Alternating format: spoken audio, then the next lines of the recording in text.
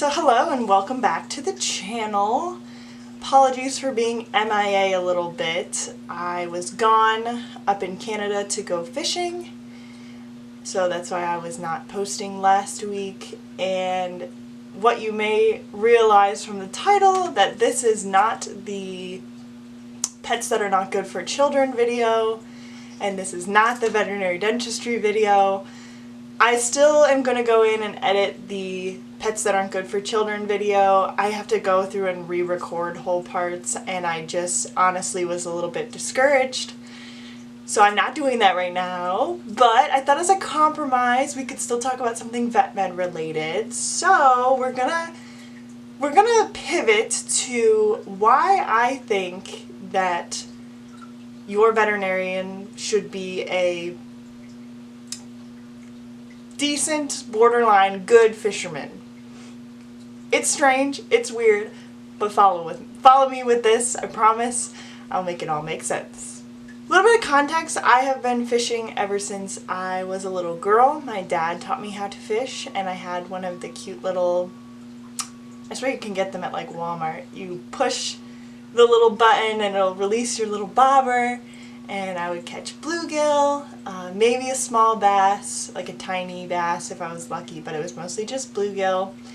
And I think that through growing this skill, it has helped me in numerous ways in my professional career, my professional veterinary career. And I really do think that these skills that you learn through fishing can be greatly applied to veterinary medicine, and I think that more vets should become fishermen. Okay, so the first reason why I think being a good fisherman translates into being a good veterinarian is the practical skills training that it provides. Everybody knows when you are fishing, you have to hook a fish and bring it up into your boat or onto the dock, and through doing this, you have to remove said hook from the fish. And this is something that when you're training as a veterinarian, you want to do the least amount of tissue damage. So by fishing, often you get that hands-on practical experience to learn how to remove a hook without causing as much tissue damage. You kind of understand, you understand what's going on with the anatomy of the fish, and you want to make sure that, wherever that hook happens to be, you're able to remove it successfully, quickly, and with the least amount of damage. So I feel like it provides a lot of those hands-on technical skills, learning how to use pliers, learning how to use the different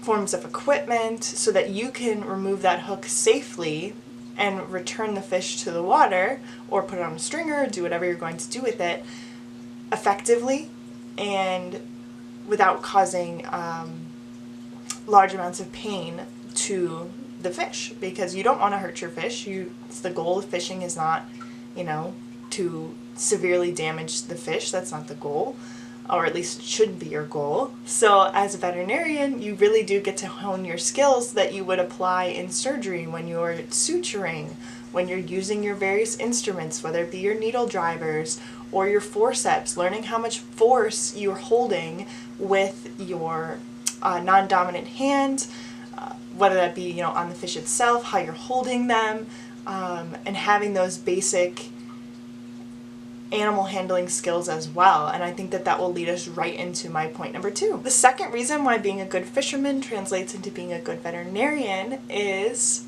animal handling skills. One of the basic classes throughout all of the vet schools is getting to know hands-on experience with different species. So you got your cats, your dogs, cattle, maybe goats, horses. You go through all those classes of, basic anatomy, how to handle them, proper restraint. Now, most of us, and as veterinarians, will not be treating fish, but this does allow you to have that hands-on experience of dealing with a different kind of animal in a different setting, and it allows you to be more comfortable with things like restraint and, having to maybe hold a patient down in a certain way that you might not necessarily have most of that hands-on experience with before you're out in practice for a really long time. what I'm basically saying is when you get that fish up in the boat, you might have to net it. You'll have to figure out how to get it out of the net. You'll have to figure out, for the species that you have, what is the proper way to hold them. For me, I was working with pike, and you kind of grab them behind the head. You don't want to grab them in the mouth because they have really sharp teeth. For bass, you'll want to make sure that you're holding them from their lower jaw, but if they're a large enough fish, you actually want to support the back half of their body, because if you just hold them by the jaw, which I've seen most dating profiles seem to show, you can actually dislocate their jaw. And by doing that, if you release that fish, they're not going to be able to feed, and they could actually pass away from improper handling. Additionally, with fish, they're almost all of the time going to come out of the water flailing. So it's very similar to our stressed dog or cat patient who might be flailing and freaking out. Granted, with those patients, and I also think, for fish too, we don't necessarily want to immediately jump to holding them down and restraining them, but there are occasional times where you do need to make sure that that patient stays relatively steady so that they don't further injure themselves. Maybe this might be more practical for a outside of the clinic purpose, maybe an on-call, house call, things like that, where you don't want the animal to repeatedly injure themselves. Same thing with the fish. They have the lure stuck in them. Hopefully it's somewhere super easy to get out, but sometimes it is not. So you want to make sure that you can restrain them properly so that they're not flipping around, whether it's your boat, like side of the dock, and they're not further injuring themselves. So by getting used to doing it in fishing, you'll be a better hand doing it in your clinic. The third reason that good fishermen make good veterinarians is understanding equipment. There is so much equipment in the fishing world, and there is so much equipment in the veterinary medicine world. And not all of it is going to be useful for the task that you might be trying to accomplish. If you're trying to catch a bass, you might not want to take out stuff to catch a shark. It's probably not going to work. It might. Bass are pretty enthusiastic, but they might not necessarily be able to, your goal might not be able to be accomplished by using the wrong tools. Or maybe you're using the right tools, but you're using them incorrectly. You might have put a lure on wrong. You might not understand how that lure moves in the water. You might use that lure if it's a deep diving lure, in too shallow. If it's a shallow diving lure, in too deep of water. So you have the right tools, but if you don't have the knowledge to understand how they work or what your goal is, then you're not going to be able to accomplish that. Same thing in veterinary medicine. You might have ideas of what you want to do with this patient, what you want the workup to be, what meds you want to go home, but if you don't fully understand the equipment that you want to use, whether it be your otoscope or any of your surgery equipment, once again, your needle drivers, maybe you use laser for your surgeries. If you don't understand how those pieces of equipment work and can function, you're going to end up having a harder time accomplishing your goals. I also think that fishermen, while it seems laid back and relaxed, and hopefully you do have a relaxing time, most fishermen have goals that they want to accomplish. Maybe they want to catch their biggest, I keep mentioning it, but their biggest bass, that's my favorite if you can't tell, their biggest bass, their biggest pike. They might want to try ocean fishing, they might want to try river fishing, they might want to try fly fishing. Those require understanding what you are trying to accomplish to be able to understand the equipment that you need and the place that you need to be in order to accomplish that goal. Once again, same with veterinary medicine. Maybe you want to become really good in feline medicine, specifically doing low stress feline medicine. Well, you need to make sure that you're at a practice that promotes that and that you have the proper tools, whether that be feel away or the different types of room design, other pieces of equipment for that, because I'm not really a cat person, to be able to accomplish that goal. Same thing, maybe you want to work in a rescue setting. Then you need to be in a setting that will allow for rescue dogs to come in and be taken care of by you and your staff. And that might also come with dogs that have anxieties, dogs that have fears, things that worry them. If you know what your goal is, and you know where you need to be, and you know exactly what equipment you need to use to accomplish that goal, you'll be a lot better off. So I think both of them tie in very nicely to each other. The next one, which really does tie in with equipment, is understanding what happens when equipment breaks. Equipment breaks in fishing all the time. Lures break, steel leaders break, lines break, your rods can fall apart. The boat can break, which is really fun to paddle back. It's a blast. Your net can snap. You can have so many equipment failures that you're obviously not planning for, but you have to figure out how to overcome. And that is something that you're constantly taught when you're fishing. Constantly. I've had steel leaders break. I will show a photo. I was fishing over the past week and I was using this one spinnerbait that I loved. It was awesome. It was white and I really liked it, and I didn't check my steel leader before I launched it, and I guess it had frayed and it launched itself into an island that was irretrievable. So talk about frustration when something goes wrong.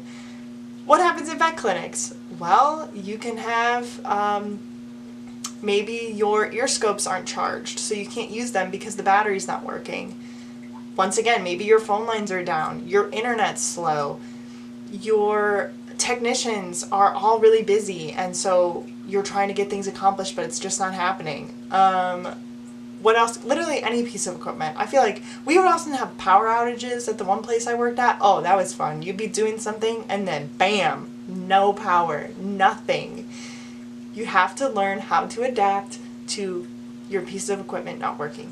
While it's good to depend on your equipment, which is what we talked about before, getting to know it, know what's right, how to accomplish those goals, you need to be able to be confident and competent if those things go down and they don't work. You need to have backup skills, backup equipment, backup staff, or a backup ability to provide for your patients, because at the end of the day, you're the one that's in charge for the most part, and you need to be able to provide that level of care when things go wrong. And sometimes for vet med it might be as simple, hey, we need to refer you, our machines are down, the blood machine's not working, or hey, I need to send the blood out. We weren't going to do that originally, but I need to send it out because my blood machine's not working.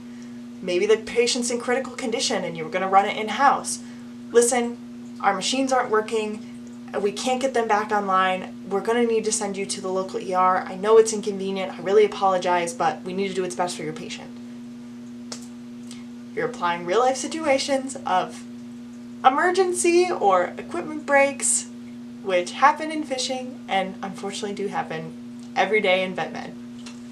Okay, the fourth reason would be one that I think we all think that we have, but you don't have until you've sat in a boat for many hours, desperately trying to catch a fish, throwing out 500 plus casts, and sometimes coming up empty-handed, and that is patience. Fishing teaches a lot of patience. Most people see it as a laid-back sport, no big deal, drink in one hand, but it can be very, very frustrating of a thing to go out and do. Especially if you're not catching a lot of fish, especially if you're having problems, maybe your equipment failed, maybe you had your line break, maybe you just keep getting snagged all the time and you're not catching anything, maybe the fish are eating your worm and they're not getting on the lure. It can be extremely frustrating, and there are times where you sit in the boat and you do nothing for a really, really long period of time. That's fishing. It's not catching, it's fishing. Same thing with vet med. We get very frustrated sometimes when we're in clinic. Maybe the owner's not listening. Maybe they're telling 800 stories that aren't relevant. Maybe your equipment's down. Maybe your telephones are down. Maybe your computer's running really slow. Patience is something that we all need to work on all the time.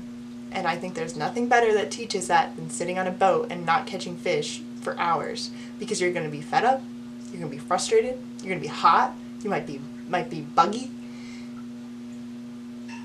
Very similar in the clinic. You're going to be stressed, you're going to be warm, you're going to be wanting to freaking yell at every person because what you're trying to do you're not accomplishing. You might have a really busy schedule and everything feels like it's moving at 1,000,000 miles a minute. While in a boat, you might think you're just sitting there, but you could be dealing with waves, you could be dealing with weather, you could be dealing with all kinds of things. So the more that we practice patience in different settings, and the more that we get used to the idea of not accomplishing something or the more that we get used to the idea of being frustrated, I feel like it helps us to understand and come out of that and be more complex and better prepared people and vets, because you are going to have days where you're frustrated. You are going to have days where you're done. You want to throw in the towel. I never want to do this again. I want to leave this field, blah, blah, blah. Take a step back, practice some patience. You will be okay, and everything will be fine. Throw out that 501st cast, and you just might end up catching the fish that you've been looking for. Okay, the fifth and final reason would be it prevents burnout. We all talk about burnout in vet med, but I feel like burnout is in just about every single career path out there, and it's real, and it happens, and it could happen to you. But really, fishing gets you out of the house. It gets you into nature. Lets you go breathe fresh air, go be irritated by bugs, go get your hands dirty, go touch the grass, as everyone keeps saying. It gives you the chance to go and do something that's not vet med related.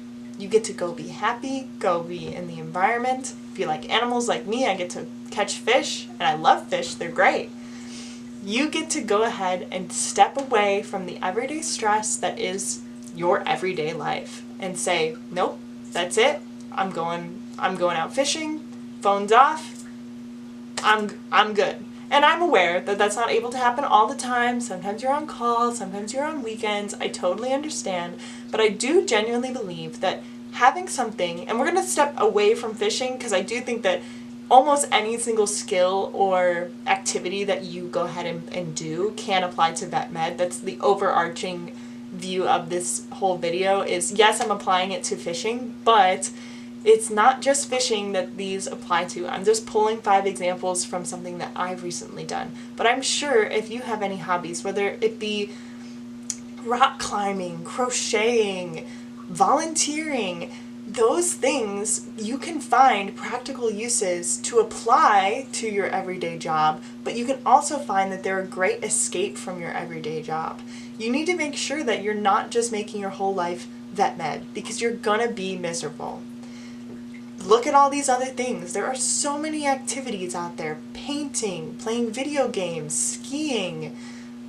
I think I might have said, no, I said rock climbing, hiking, boating, going out and getting a tan. Like, doing something that can help you and your mental health is super, super important in the vet med field and practically all lines of work.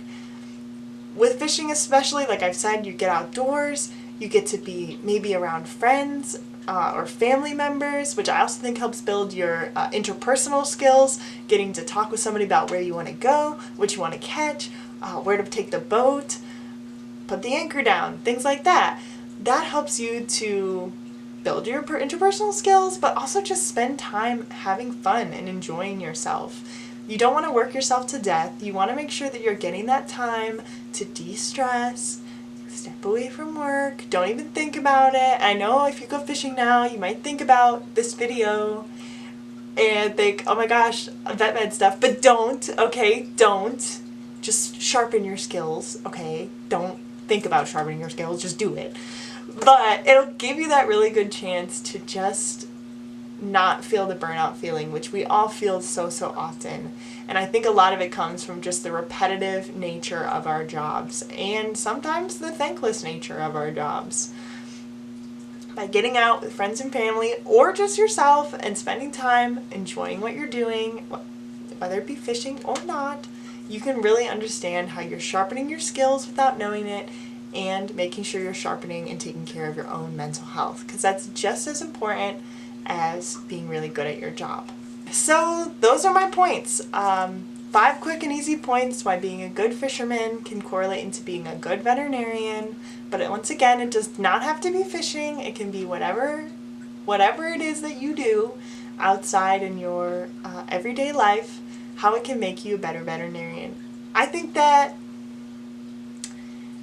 we all need more ways to apply, what we love to what we love. And the more that we do that, I feel like it will only continue to strengthen the love for our jobs and the love for what we enjoy, our hobbies and things. So I hope this video is rather quick because I don't want to keep making 30-minute videos and hour-long videos.